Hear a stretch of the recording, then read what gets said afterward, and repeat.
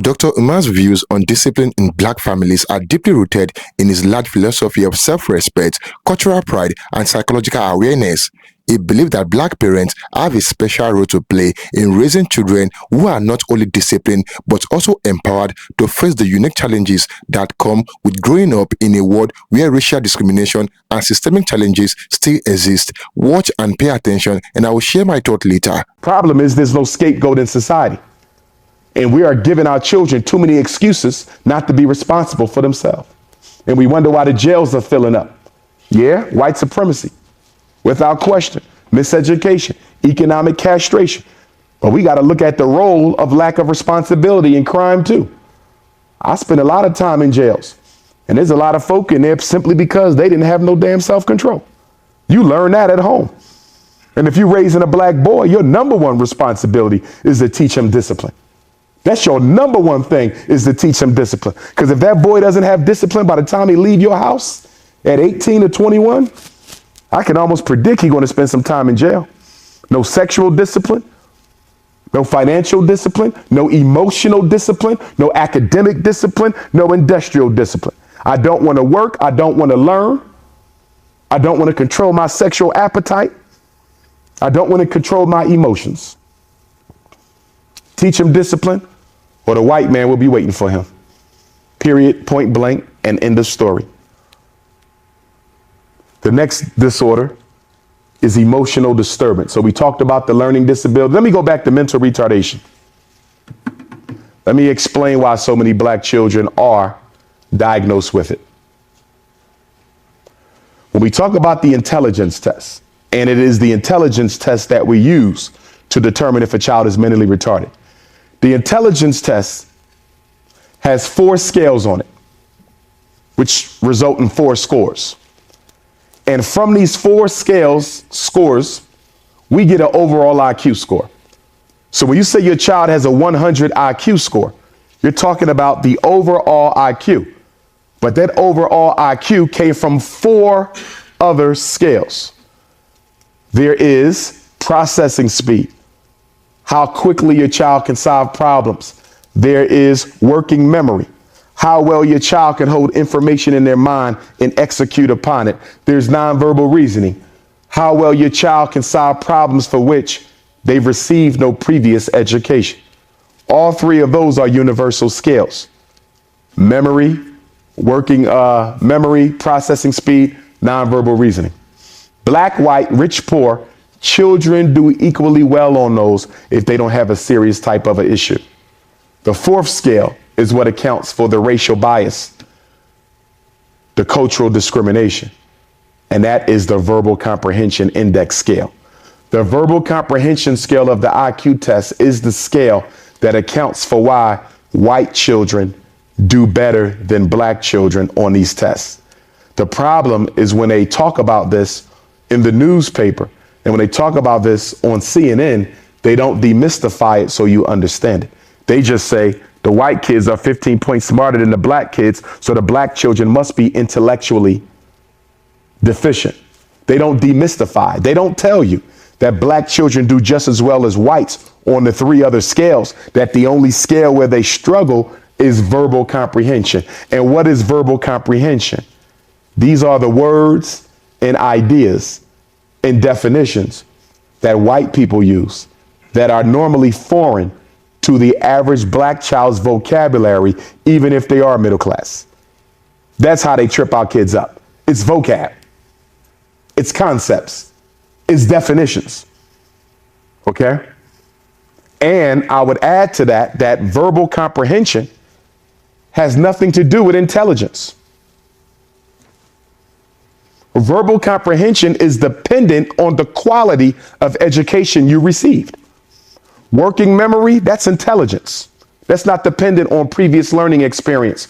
Processing speed, that's intelligence. That's not dependent on previous learning experience. Nonverbal reasoning, that's intelligence. It's not dependent on previous learning experience.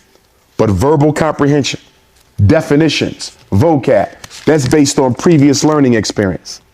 So then your next question would probably be, if that scale is responsible for why my child doesn't do as well as the children of other culture, and it has nothing to do with intelligence. Why not take it out of the IQ test? Why not replace it with something else that is universal? Or why not just get rid of it altogether and leave the 3 other scales? Because you can derive an IQ score from the 3 other scales. You don't need verbal comprehension. You can get an IQ score from 3 scales. We don't need the 4th.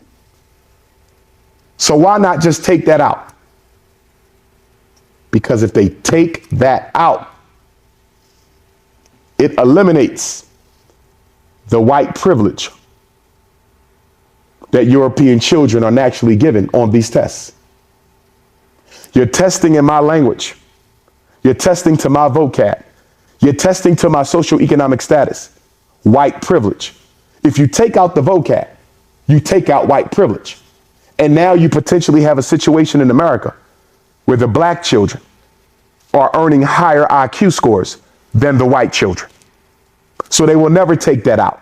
Because if they take that out, that eliminates the reason why they give the test in the first place, which is to give a false impression that white children are more intelligent. And they have to give a false impression that white children are more intelligent to justify why so few blacks are in medical school, to justify why so few blacks are in law school, to justify why so few blacks own engineering firms and construction plants. The IQ test helps to explain away racism by putting the burden on the intellectual ability of black people. If you take out the racial bias, you might as well get rid of the test, because the only purpose of the test, and if any of you are wondering why they test so much, our kids are always being tested and tested and tested because the test score, I don't care if you're talking IQ, SAT, Nevada State Assessment, the test score is the new Jim Crow sign. I'm going to say that again. The test score is the new Jim Crow sign. I'm going to say it one more time. The test score is the new Jim Crow sign. What are you talking about? I'm talking about 60 years ago, if you wanted to go to a certain college, they would say whites only, colored only. They can't do that no more. Still racist, but you got to make it look scientific. So instead of saying your child can't come to the University of Nevada because they're black, you say your child can't come to the University of Nevada because their SAT score was too low. Are y'all following me? Instead of saying you can't go to med school because you're black, we'll say you can't go to med school because your MCAT score is too low. Instead of saying you can't go to law school because you're black, now we use a number. We look at what the average score is for black folk who take the test, and we set the admission score at a score that's higher than what the average black person does. And that way you effectively keep black folk out without saying white only. You just use a test score. They got to understand this. This is the new racism. They use numbers instead of words, because the numbers look like it's not racist, and the numbers look like it's not biased, and the numbers look like it doesn't discriminate. But it does the job just as effectively, if not more effectively. Testing is done in America to exclude certain groups of people from opportunity. Let me give you an example. You want to be a firefighter here in Reno. You go down to the firehouse, you say, hey, I want to become a fireman. They put you through the fire program, right? And they give you a test. Does that test predict how good of a fireman you can be? Does that test determine whether you can do your job well or not? No, it doesn't. That test doesn't tell the city anything about your ability to be an effective fireman. So if this test does not reveal my potential, my skill, my intellectual level, why do I have to take a test to be a fireman?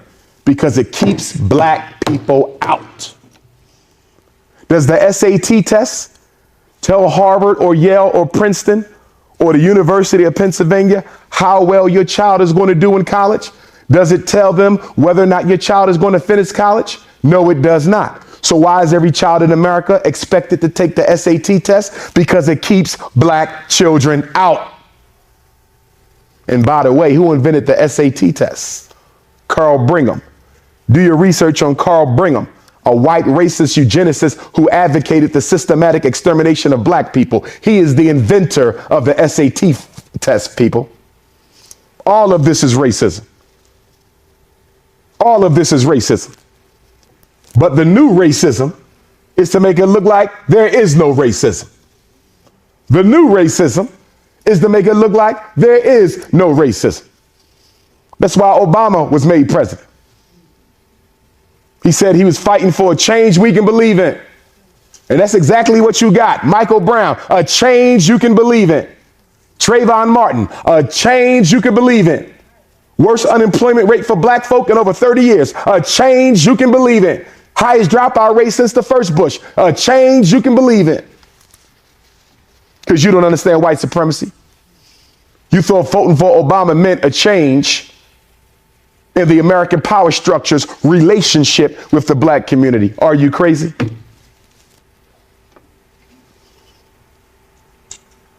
A change you can believe in. And the saddest thing, what really bothers me about President Obama, he did nothing for black children this whole time he was in office. LGBTQ gave them landmark registration laws. Gay folk got more progress in 5 years under Obama than black folk got in 500. Illegal immigrants, landmark legislation. Latino, landmark legislation. White women, Equal Pay Act. What did black folks get? Nothing. Just what you deserve. Nothing. Because you don't fall in love with politicians. Big mistake we made. I called it 8 years ago. When Obama get out of office, we're going to be worse off than when he went in because you fallen in love with a politician. That's ignorance. I hope we learned our lesson. You don't fall in love with elected officials. You come to agreements with elected officials with money and voting power. That's what you do. You use them like they use you. But black folks, politically ignorant as we are, turned it into a religious thing. Voting for Obama became a religious movement.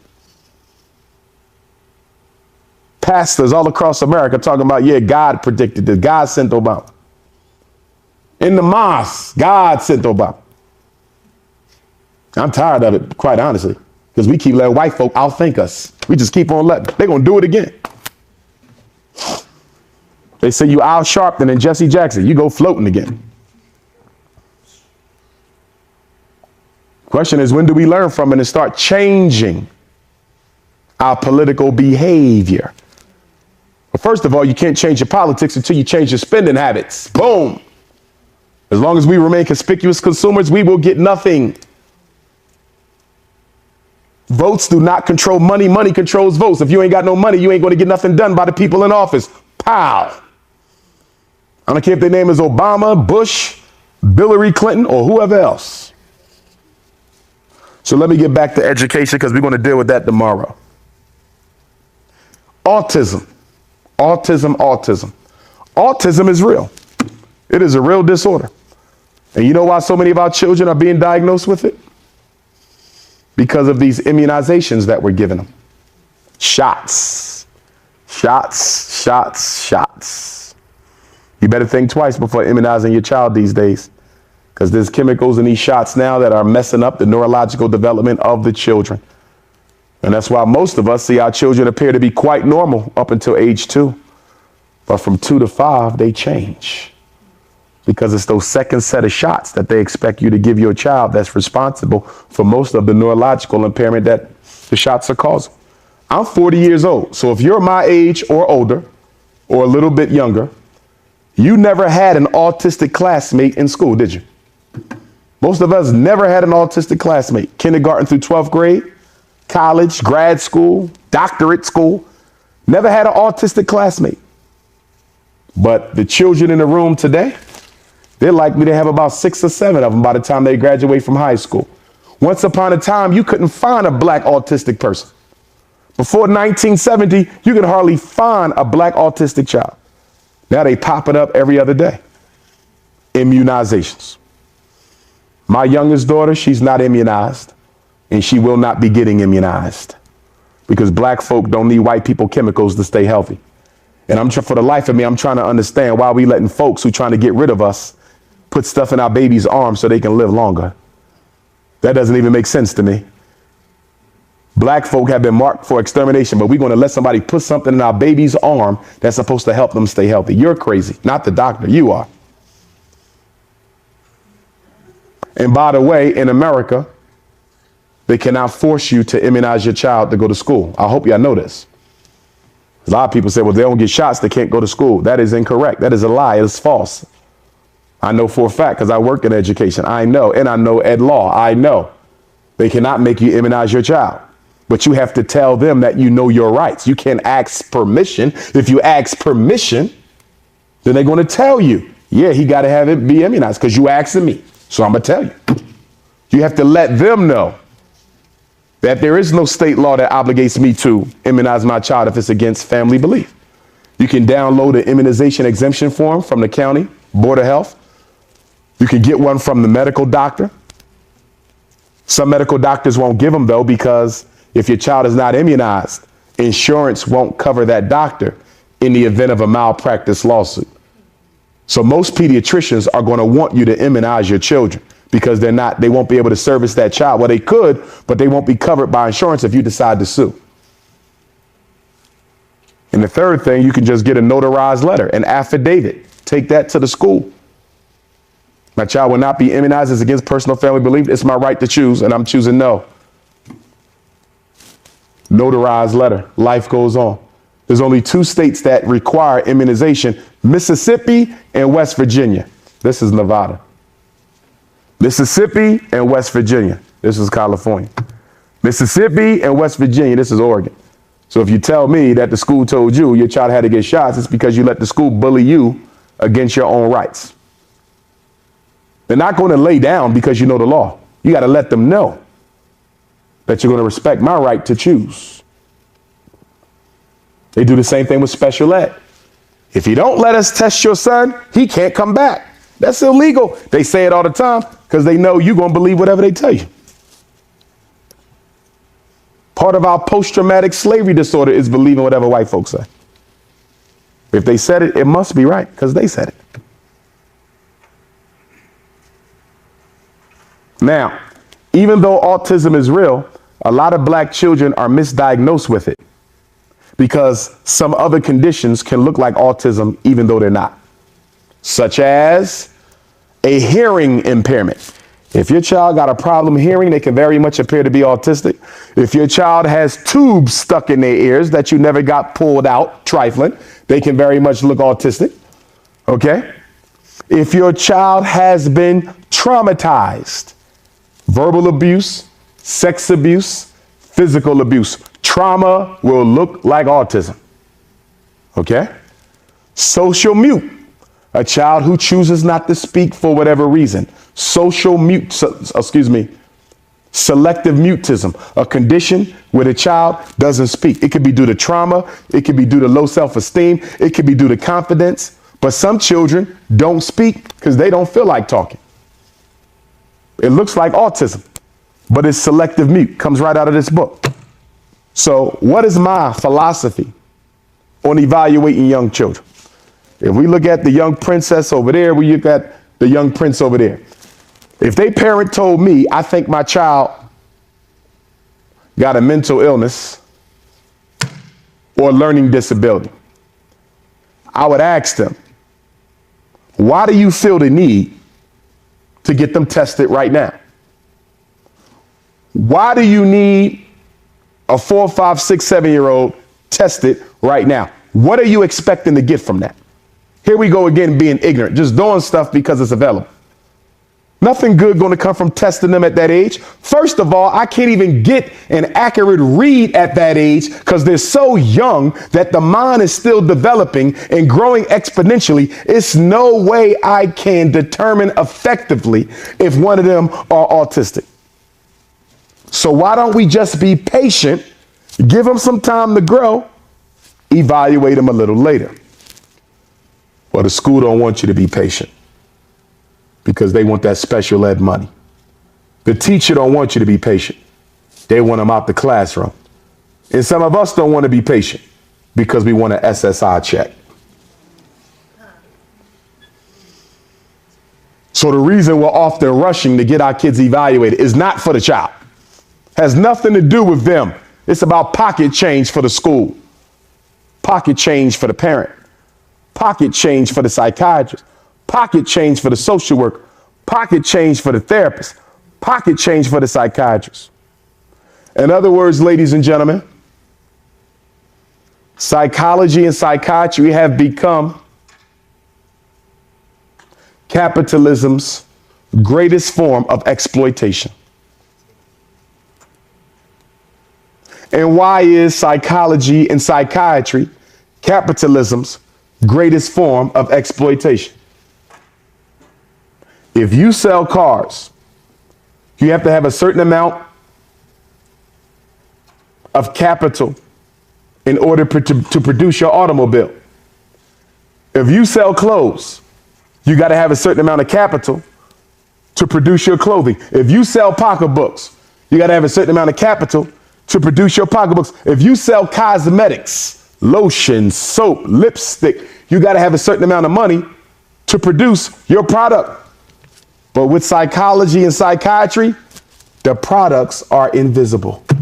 You don't need any startup capital to get rich pimping black folk in the name of disability. Are y'all following me?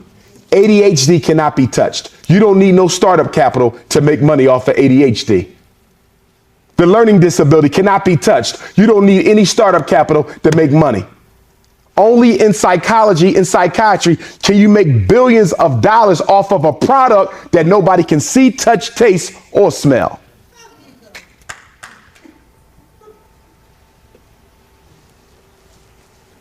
Make it up out of thin air. Boom.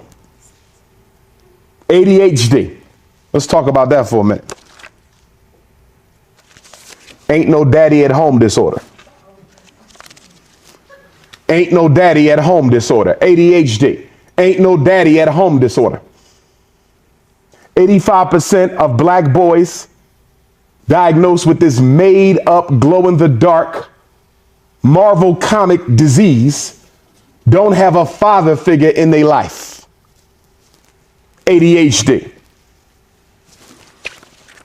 When did we get ADHD? Well, first we had ADD. There was no ADHD. It was ADD. In 1990, I believe it was. In the year 2000, it went from ADD to ADHD. Why did they drop ADD? Attention deficit disorder. Why was that dropped? Because there's no drug that can make, come on in family, there's seats, come on in. After you sign in, feel free to have a seat.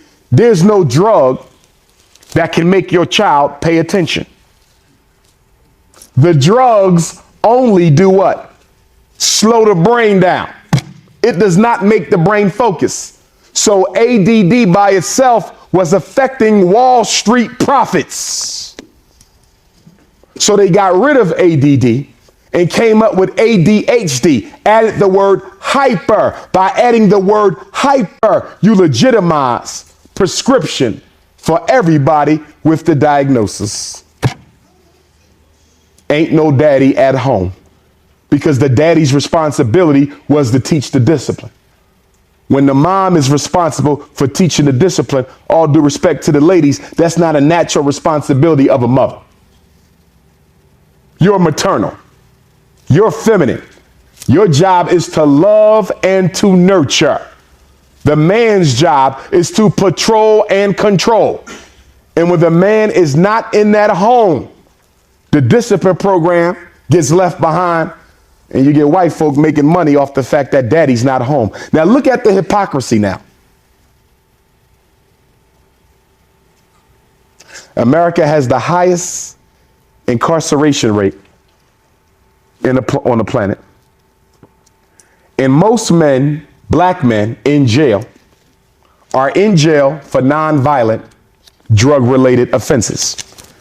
In other words, he was selling crack and speed and heroin on the street.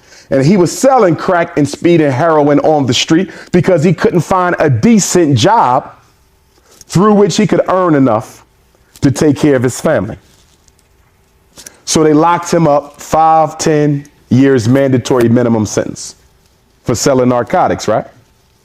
He broke the law. It's wrong to sell drugs, right? Drugs are bad. Nancy Reagan, just say no, right?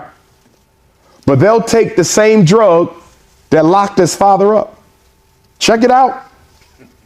The same drug that daddy was sent to jail for selling, they will give it to his son so he can sit still long enough to learn about Christopher Columbus. Ritalin and crack are one molecule away from each other. Ritalin is the exact same substance as speed that is sold on the corner. Ritalin is speed. Now, some of you are going to say, if Ritalin is speed, Dr. Johnson, that doesn't make sense because my child is hyper. So the medicine they give him is supposed to slow him down. But speed is an upper. Ritalin is an upper. So why are they giving a hyper child a stimulant instead of a depressant, a neurological depressant? The answer, brothers and sisters, is because they found out that if you overstimulate the brain, it goes into a sort of a shock where it automatically calms the child down. In other words, every time your son takes a pill, brain damage is being affected on that child. All the drugs work by going into the area between the neuron and the synapse. The synapse is the space. Our brains communicate like we communicate. Voice to person, person to person. So you got all these cells in the brain, and the way you think, the way you feel, the way you act is because one cell sends a neurotransmitter a message to another cell, who sends a neurotransmitter a message to another cell. So the drugs come into the synapse, they gap between the neurons, and they block. The drugs block the natural process of the brain. So whenever he takes Ritalin, whenever he takes Adderall, whenever he takes Concerta, whenever he takes Metadate, whenever he takes Cyclert, whenever he takes Risperdal, brain damage is in effect. But let me go a step further. The drugs cannot localize their effect. What do I mean when I say the drugs cannot localize their effect? If I give Princess here some medicine for depression, she's depressed. We ain't going to deal with why. We just going to medicate the depression. Are y'all following me? He's ADHD. We're not going to deal with why. We just going to medicate the symptoms. So nobody ever gets better. Nobody gets better because nobody's dealing with the cause. And why do they not deal with the cause? Because if we reverse the cause, there's no longer a need for the psychologist. There's no longer a need for the psychiatrist. There's no longer a need for the medicine. You stop the financial machine. Mental health ain't helping nobody. How many of us know people who've been getting therapy for 30 years and still crazy as hell? How many of us got kids who got a wraparound? They got a behavior specialist. They got a mobile therapist. They got an inpatient therapist. They got an intensive case manager. And still crazy. Because mental health is the new hustle. Mental health is the new hustle. Nobody's helping these children. Now, let me read you the criteria for ADHD. Listen to this and tell me what you think of this. This is the criteria. If you get my book tonight, it's in there. Okay? Fails to give close attention to detail, has difficulty sustaining attention, does not listen when spoken to, does not follow through on instructions, has difficulty organizing tasks, is reluctant to engage in tasks that require sustained mental effort. Since when do children engage in sustained mental effort? How many of us in this room right now can engage in sustained mental? I've never engaged in sustained mental effort. When I was going through college, I had to take regular breaks because I ain't got that type of mind that can be on something for an hour straight. Are y'all following me?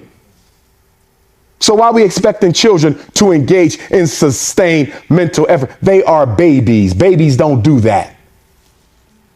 Loses things necessary to complete tasks, is easily distracted, taps or fidgets with the hands or feet, leaves their seat when they're supposed to stay seated, runs or climbs when it's inappropriate. Runs or climbs when it's inappropriate. We're talking about children, right? How the hell does a child know that running and playing is not appropriate in here? Unless somebody tells them that. Then we have is often on the go, talks excessively, blurts out answers, has difficulty waiting their turn, interrupts on other people when they're talking, and has trouble playing quietly. What child plays quietly? I'm reading straight from the criteria, brothers and sisters. So if you want to know why we got so many black kids diagnosed with ADHD, it's because the definition is nothing more than normal behavior. I just read normal behavior. Everything I just gave you, every child does, because it's part of being a child. So you know what they've done in America? You know what they've done? They've made being a black boy a disease itself. They've made being a normal black boy a disease itself. And let us be clear. Why do our boys have so much trouble adjusting to public education, charter education, parochial education, white private school education? Do you know why our boys struggle so much? It's because the schools are run by women on a female culture with female expectations.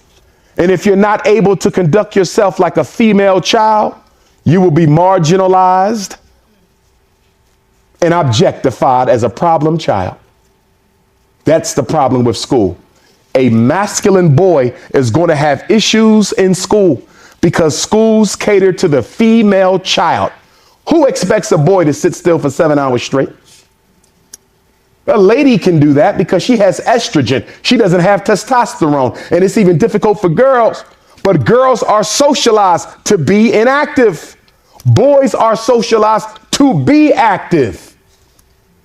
Not to mention that African children come from a rhythmic culture that prizes activity while you learn. We learn better when we moving around. We learn better when we can conversate in dialogue. That's our culture. But when you go to school, you're just supposed to sit there and be lectured to for 7 hours straight. And if you can't sit still, you have a problem. You see what they've done? They're blaming the children for what the schools don't do. They're blaming the children for what the schools don't do. That's the problem with school. Black boy wants to learn. Black boy wants an education, but he don't want to be castrated in the process. He don't want to be disrespected, impugned, and denigrated by racist white female teachers and reactionary black female teachers. Let me not leave out the Negroes. Because I'll be honest, most of the time I'm fighting for our children, I'm fighting black principals, not white ones. And I'm fighting black principals who came from the same ghettos as the children that they're supposed to be helping. I'm giving it to you real. I'm a principal myself. Even when I was principal, I had to fight black parents. I want my son tested, Dr. Johnson. For what? Learning disability. Your son is in the 3rd grade. What do you mean? I think he got a learning problem. Well, the boy only been in my school for 1 year. In the school he came from, nobody learned. They ain't made AYP since AYP started. So why don't you give me a chance to work with your son? I want him tested. I'm not testing him because there ain't nothing wrong with him. His problem is your trifling ass. Get out my office. I'm honest with parents. I Joe Clark the whole situation. Because you're not going to hustle your baby for me. I know why you really want him tested. You want that check. You want that crazy check. Everybody hustling a crazy check.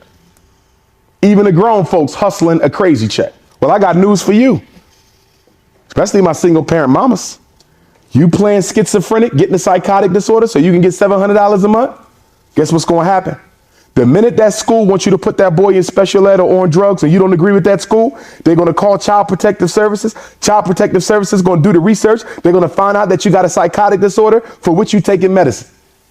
Now, it ain't real, but you play crazy to get the crazy check. So guess what they're going to do? They're going to come to your house and they're going to threaten you. And they're going to say, put them on the medicine or we taking your children because we've determined that you're not psychologically fit to raise these kids. Now, you're not crazy. You just pimped the system for a check. But because your ass was greedy, they're going to now use it to force you to put your son in special ed on medicine. It happens all over the country. You can't use white supremacy to fight it. It will not fight itself. So y'all need to be careful about that. Now, we have mental retardation, the learning disability, autism, emotional disturbance, ED. In some states, they call it SED, serious emotional disturbance. Never let the school test your child for a behavior problem. Never let the school test your child for a behavior problem. You're hard-headed, so I got to say it again. Never let the school test your child for a behavior problem. Why you say that, Dr. Umar? Because there's only one special ed label, only one. If you tell me this teacher called me and asked permission if they could test my son or daughter for a behavior problem, there's only one thing they're looking for. Because there's only one label in special ed that deals with behavior and emotion, and that is emotional disturbance. So my question to you, why would you let them label your child as emotionally disturbed? Do you realize that is the most dichotomizing title out there? ED, the boy is emotionally disturbed. So when he goes to the new school, they see that in his record. They don't even know what it's for. It just sounds like he crazy as hell, right? And you know what they're going to do? They're going to put him in the emotional support class. Have you ever seen one of the emotional support classes in Reno? It looks just like a jail, because it is a jail. It's called, this is where we're going to put him till he's old enough to drop out, get locked up, or get killed. Emotional disturbance is for black boys that the system has already decided won't be nothing but a corpse in life. You never let the school test for behavior. And if the school keeps on complaining about your son's behavior, what's the first thing you're supposed to do? Number one, always tell them to give you their complaints in writing all the time. Forget the telephone conversation. I need this in writing. If you want me to do something about it, I need it in writing. That's how you deal with schools. Stop all this verbal. Because educational law says that if it's not documented, it never happened. Well, the principal told me she wasn't going to suspend my son no more. Can you show me on paper? She didn't give me it on paper. It never happened.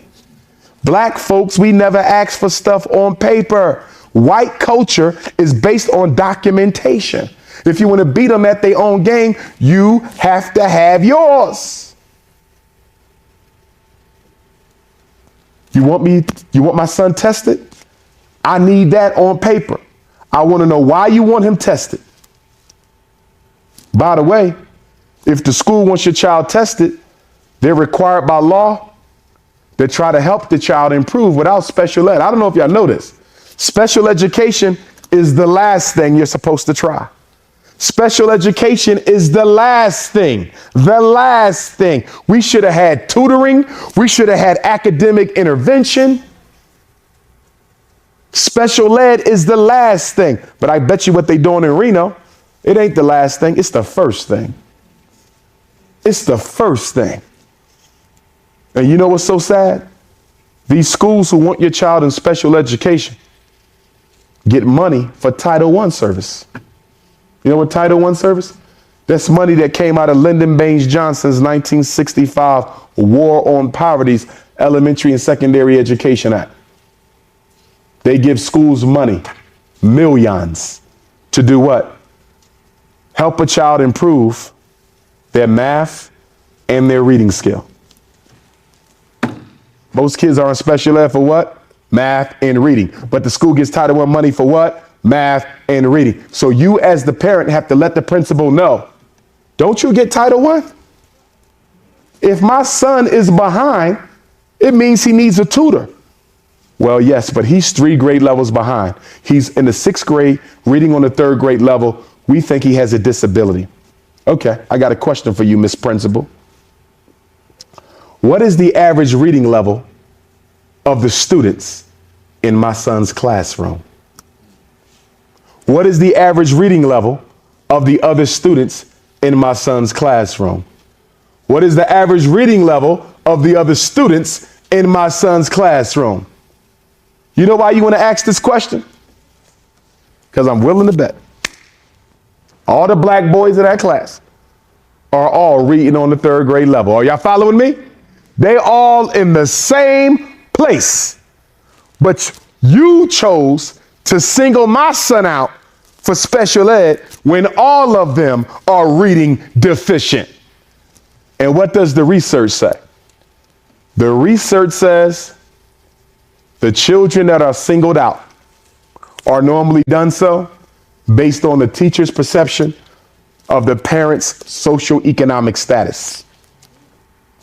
The poorer the house, the more likely the child to be suspended. The racist conception being that his mom ain't got no damn job anyway, so it shouldn't be a problem suspending him every day. Are y'all following me? And this is why for my mothers, even if you single parent, even if you unemployed, I wouldn't tell the school that. Where's his daddy? He's out of town right now on an assignment from his job. I would never tell the school my son's daddy is in jail. I would never. Because if they know you doing it all by yourself, they're going to put extra pressure on you to go along with special ed and medicine. Stop giving them the keys to your child's coffin. I would never tell them that. If you unemployed, you don't tell them that. I got 3 jobs. Because if you say you home during the day, and this what, well, you know, I don't work till night. I'm home all day long. So if you need me to come in here and check him, oh my God, do you know what you just did? You just told these damn white folks that you ain't working during the day. Now you're going to be getting called every morning. They're going to pass their responsibility off to you. Stop telling the school your business. The school is an extension of the criminal justice system. And just like any police officer, the teacher is a cop. And anything you tell the teacher can and will be used against you and your child. Even the nice black ones. I'm telling you. I'm telling you. I had to tell my teachers, stop discussing the child's business with other teachers. That's illegal. But when they go in that teacher's lounge, everything you told them becomes gossip conversation with all the other teachers in the, now everybody in the damn school know your business because you talking too much. Well, you know, I just had surgery and I'm going to be, what you telling them that for? They not your friends. And then we got teachers who don't give out homework. This is the new thing. If y'all be good, y'all ain't got to do no homework. So the reward for good behavior is miseducation. I wish your teacher would tell me my daughters don't get no homework. No, they get homework. What's wrong with you? These are black children who are going to have to work twice as hard as everybody else in order to make it. And you letting them off easy? These kids ain't got no room not to be getting homework. You mean to tell me your kids go to a school with one of the worst academic profiles in the whole state of Nevada and they ain't got no damn homework? What is this, a school to prison pipeline y'all running in here? And then you got some schools who say stuff like this. We don't give out homework in our school. We believe everything a child needs, they can get it from 8 to 3. Are you kidding me? Are you kidding me right now? First of all, the average teacher, 90-minute block of instruction, might be lucky if they get the 45 minutes of it. They're going to have to keep stopping for behavior problems. They're going to have to stop for announcements. They're going to have to stop for phone calls. They're going to have to stop because people got to go to the bathroom. That 90-minute block of time became 45 minutes. So 7 hours of school is really only 3 hours of teaching. Are y'all following me? How the hell they ain't got no homework? You know why they ain't got no homework? Because they got black parents at home who like that kind of stuff. Mommy, I don't have homework at my school. Negro stuff. If your child come home without homework, you give them some. Every one of you, you got kids at home, 1 hour of sustained silent reading every night in the house. Turn off Scandal, turn off Empire, Basketball Wives, turn all that foolish Negro coonery stuff off and make them take out a book. 1 hour, it should be longer, but I'm gonna let you go with an hour. Every night from 7 to 8, we read in this house. Turn your cell phones off, turn the TV, radio, internet, nothing is on but your brain from 7 to 8. Y'all have to do this. And make sure the book that your child reads is instructional, not mastery and not frustration. Let me explain this. It's real simple. Frustration means the book is too hard, the child can't even try to read it. Mastery, the book is too easy, it ain't challenging the child. Are y'all following me? Some of your kids are going to want to read books they didn't already read. Hell no. You're going to get something new. And the older they get, the more it should be non-fictional book. Are y'all following me? Not Harry Potter and Spider-Man. No, we read some real information. Because Harry Potter and Spider-Man and Marvel Comics ain't got the type of words that your child gonna see on that test. Are y'all following me? Make your child read, but they closing down libraries all across the country in black neighborhoods because we don't take our kids to the library to do anything other than check out CDs, DVDs, and check their social network pages. That's why I'm trying to open up a school. The Frederick, Douglass, and Marcus Garvey RBG International Leadership Academy for the boys, and the Anna Douglas Amy Garvey RBG International Leadership Academy for the young women. I'm doing this because I'm not satisfied with the African-centered schools out there. I'm not satisfied with just having homeschooling. In order for us to fix our situation, we have to socialize a whole new generation of African children the right way so they can think, feel, and behave in ways that are progressive and conducive to African innovation, liberation, and upliftment. So what are we going to do at the Frederick Douglass and Marcus Garvey Academy? We're going to teach your child agricultural and agronomical science, how to grow and to plant. Get down in the soil, take them fake fingernails off, and dig your damn hands in that earth. We're going to teach you how to grow, how to feed yourself, how to test the soil for nutritional content, how to make money selling food, real food, not McDonald's. And then we're going to teach them financial science. In the 9th grade, your child will have a business plan. In the 10th grade, they will have mastered the real estate market of Nevada. In the 11th grade, they will already have a stock portfolio. And at 15, 16 years old, they're trading stocks and investments as a teenager. In other words, I'm going to show them that you can get rich without a college degree. While black people still sending their kids to college like it's an automatic thing you're supposed to do. You don't automatically send a black kid to college. The only thing you guaranteed to get from college is debt to the bank, student loans. Student loans.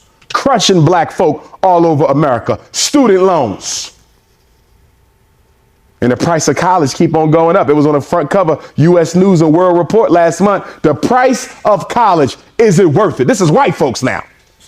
Now, if you got white folks talking about, is it worth it? Then you know what black folks better be saying. Hell no.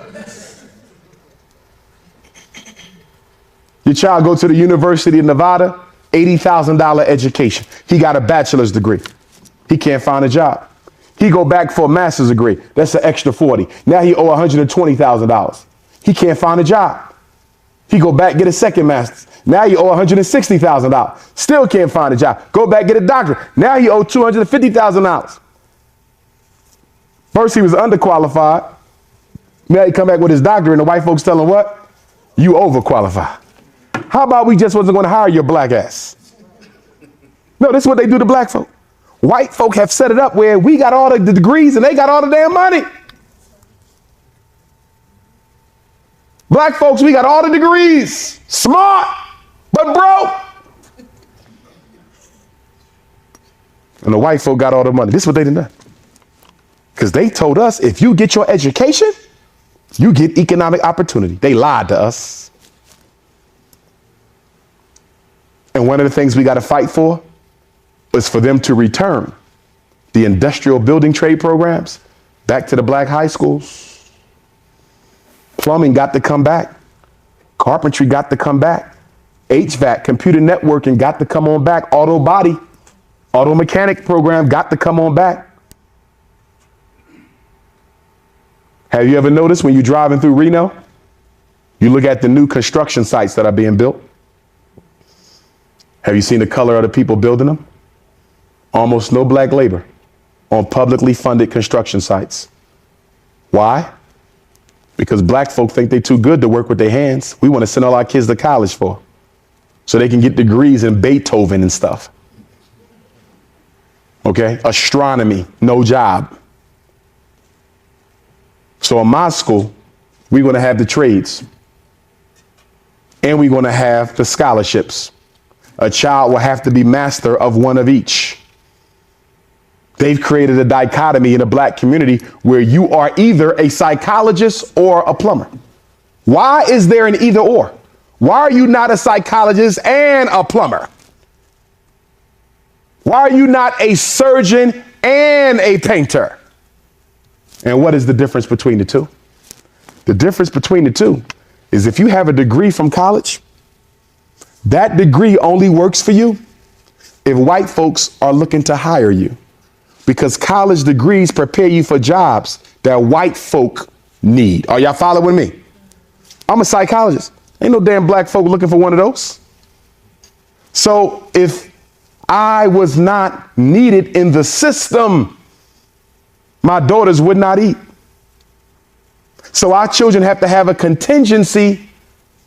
So if nobody's hiring the surgeons and the historians and the psychologists and the engineers, if no white folk are hiring you, you can still go feed your family because you got a skill. I could go fix cars in the hood right now. Y'all follow me? I can go fix some homes up, plumbing right now. I know some people in the hood who need some work done in their house, carpentry. I'm certified. I can go do that right now. When you have a trade, you can always eat. What did I say? 2 million black folk with degrees can't find a job? No trades. If they had trades, they would be able to eat. Not a lot, but enough to keep them bills paid. We sending children to college who don't even want to be there. We sending children to college who ain't got no discipline.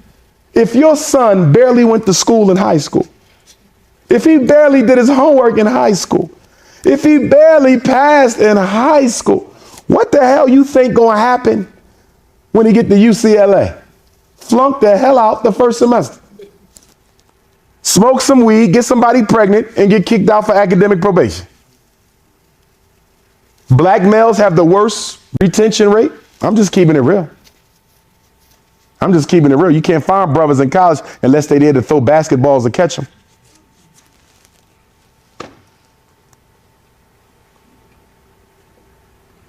Because most of our young men are not being taught, prepared with the basics necessary to succeed in college.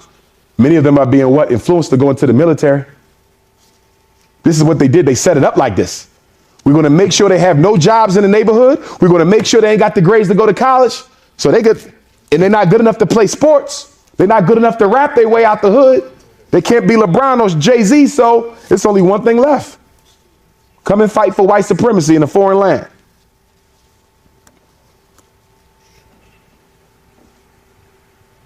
How many young black men we read about in the newspaper every week coming back dead? Infantry.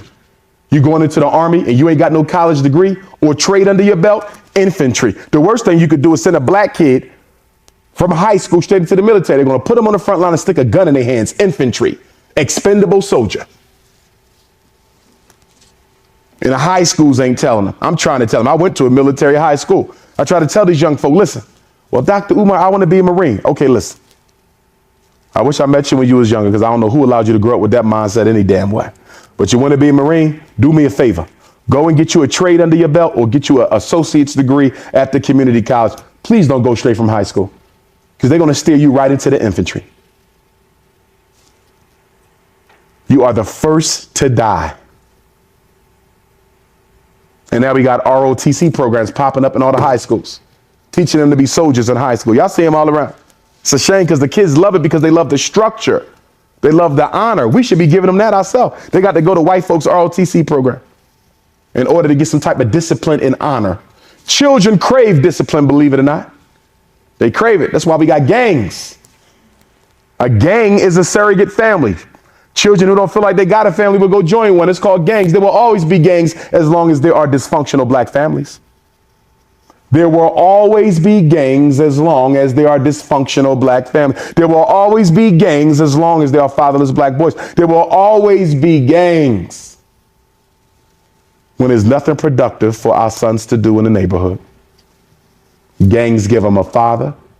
Gangs give them an identity. Gangs give them a purpose. Gangs give them everything mommy and daddy are not. It's a surrogate family. Speech and language impairment.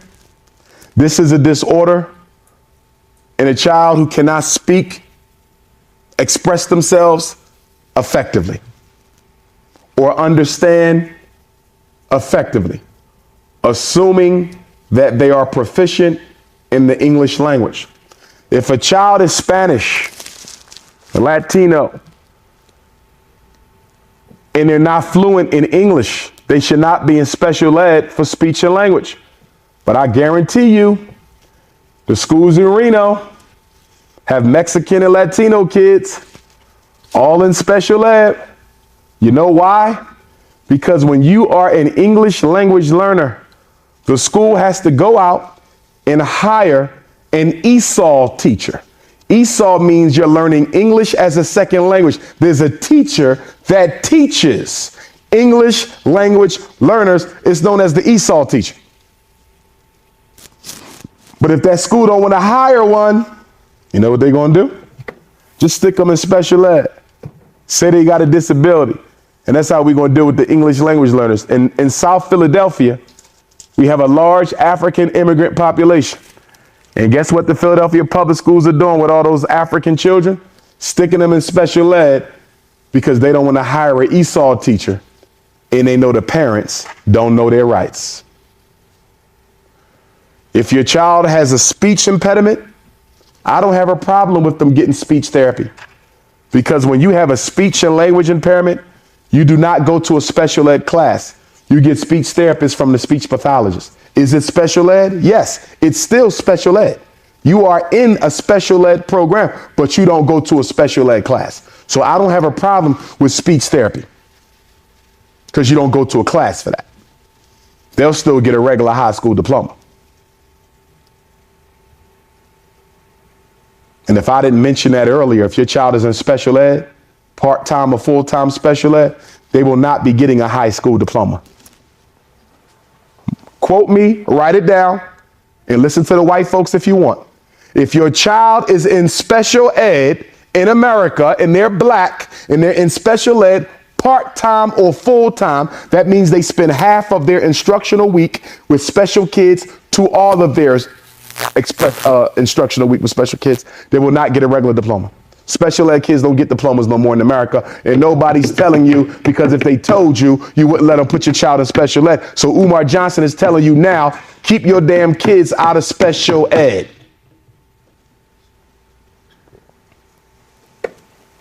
So we talked about autism, mental retardation, emotional disturbance, speech and language impairment, the learning disability. So that leaves what?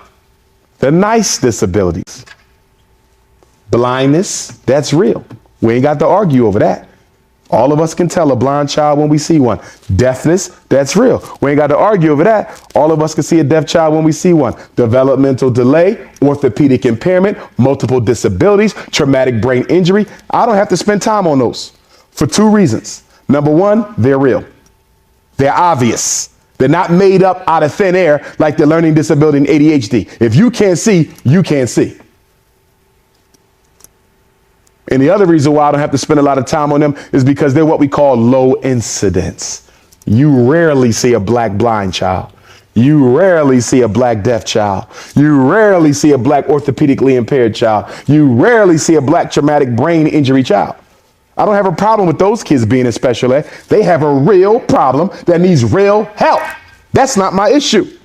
My issue is those other ones. That learning disability that can't nobody prove. That emotional disturbance that can't nobody prove.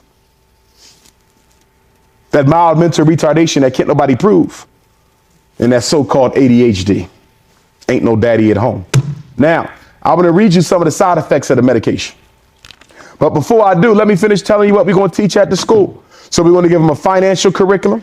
We're going to give them an agricultural curriculum. We're going to give them a political and military science curriculum. We're going to teach your children the art of self-defense. We're also going to teach them white supremacy. I want your kids to know why Obama is president and ain't got nothing to do with Jesus. I want your children to know why homosexuality is being pushed in the black community. I want your children to know why black men are filling up the jails like crazy. I want them to know why black women have the highest infant mortality rate in the Western world.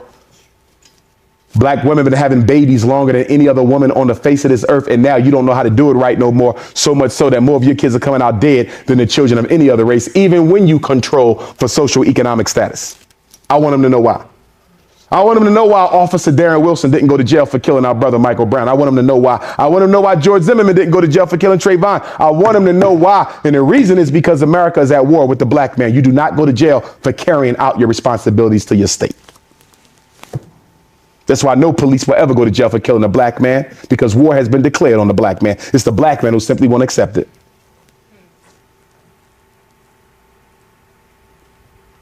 What do we celebrate this December, black folks?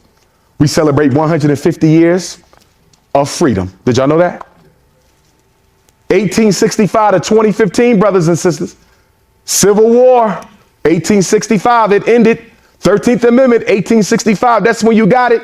Slavery, 1865, that's when it ended. This is 2015, 150 years. What do we got? What do we got, black folks? Where's our airplanes? What do we got? Where's our supermarkets? What do we got? Where's our schools? What do we got? Where's our banks? What do we got? 150 years of freedom. Whatever. You doing worse now than you did when you came off the damn plantation. We doing worse now. We definitely doing worse than we were doing before the civil rights movement. Ain't no question about that. Because when we were segregated, every black man had a job. When we were segregated, all the fathers was home. But we bought into the illusion of inclusion. We gave up our independent black communities and integrated with white folks, and look what you got. Mind you, America has never had a has never had an integration movement. America has only had a desegregation movement. You got to understand the difference.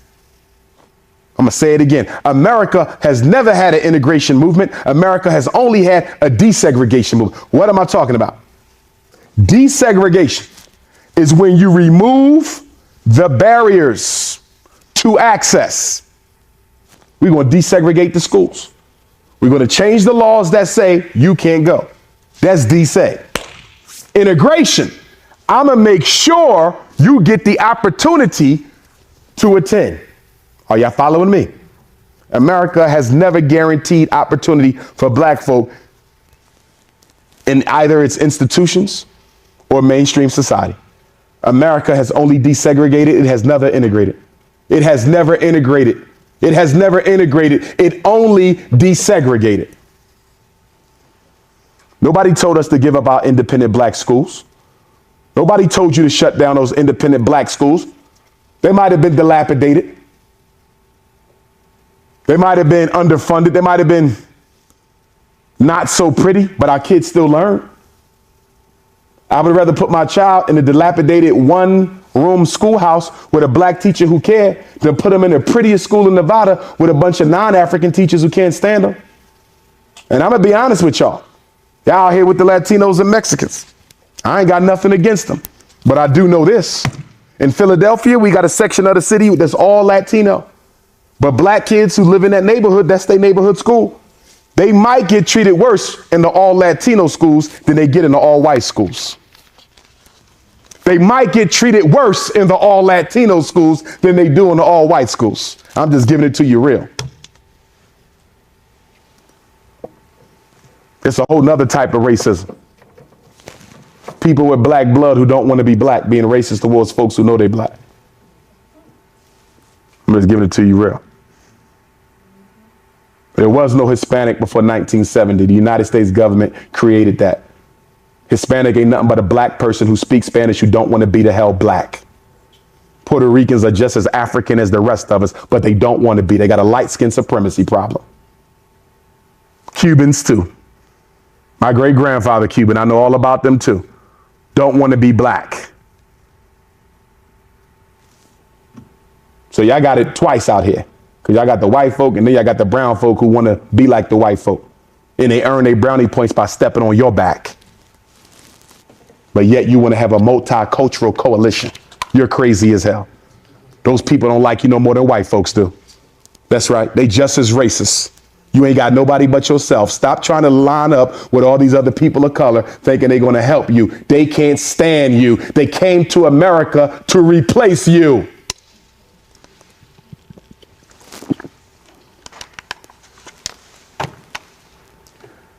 Now, we're also going to teach your children dietary and nutritional science.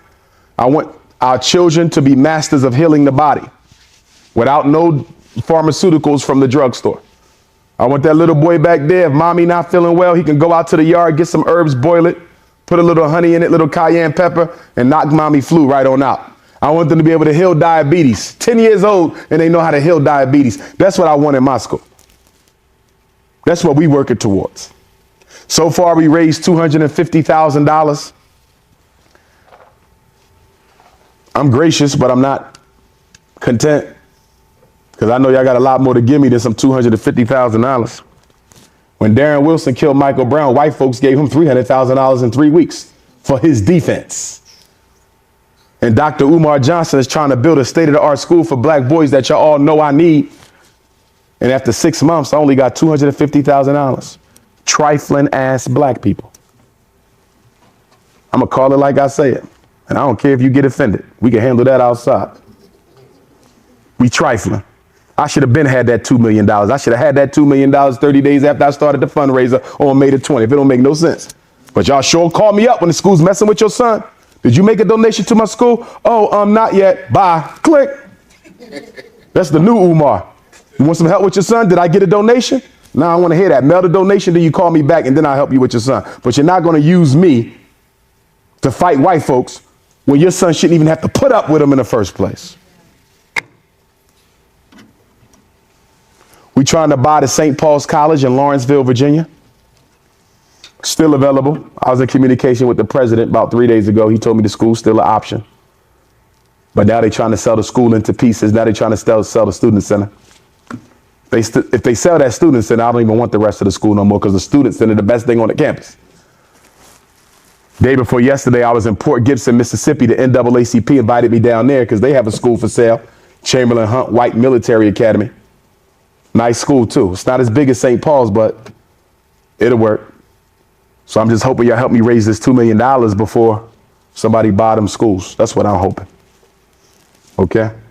So if you need the information to mail in a check or donation, if you brought a check or money order, make it payable to FDMG Academy. Make sure your name, address, and phone number is on your donation. I really don't want cash. I prefer to have a paper trail with your donation. But if you got to make it cash, you need to put it in a piece of paper, wrap it up. Do not give me raw cash. Put it in a piece of paper with your name, your phone number, your email address on it. Why? Because when we finally open up that school, everybody who helped me, whether they gave me $1 or $1 million, I want to make sure they get properly honored.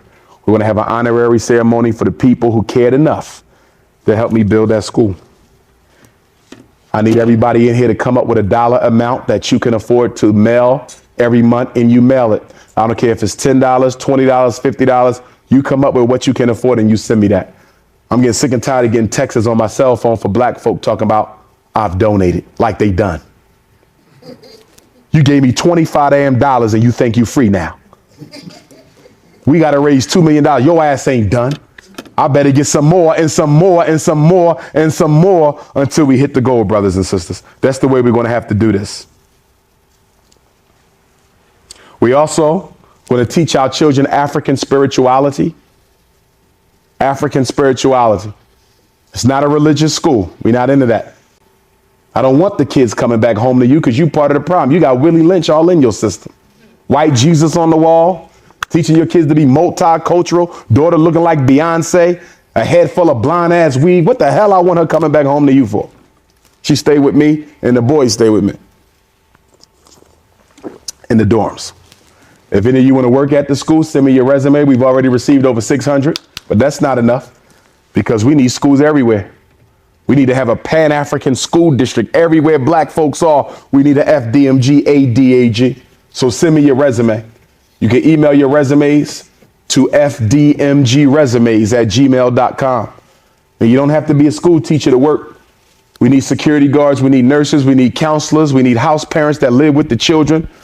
We need bus drivers. We need maintenance. We need engineers. We need painters. We need barber and hairstylists, natural hairstylists. I don't need no perm juice. It ain't going to be none of that. Okay? According to Dr. Umar, discipline in black household should not mirror traditional or harsh method that might be associated with historical oppression.